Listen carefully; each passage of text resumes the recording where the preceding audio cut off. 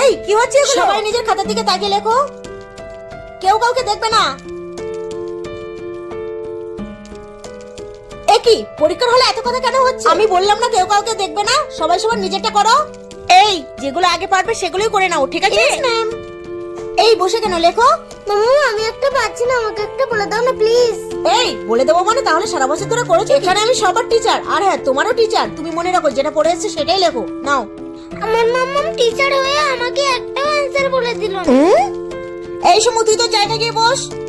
বাবান প্রশ্ন তো সব কমন এসেছিল, সবকটা উত্তর দিয়েছে তো? না মাম্মা আমি একটা পারিনি, তোমার কাছে জিজ্ঞেস করেছিলাম, তুমি আমাকে বলে দাওনি, তুমি আমার সাথে কথা বলবে না। বলে দিলে কি সেটাই ঠিক হতো? কারণ তোমার মতো ওখানে অনেক বাচ্চা ছিল, তাহলে তো সবাইকে বলে দিতে হতো। আর আমি একজন শিক্ষিকা হয় সেটা কি করে করতাম? আর হ্যাঁ আমি তোমার মা বাড়িতে, স্কুলে তুমি আমার ছাত্র, আমি তোমার টিচার, মনে থাকবে কথাটা? হ্যাঁ, দায়িত্ব কর্তব্য পালন করাই হলো একটা শিক্ষিকার মূল কাজ।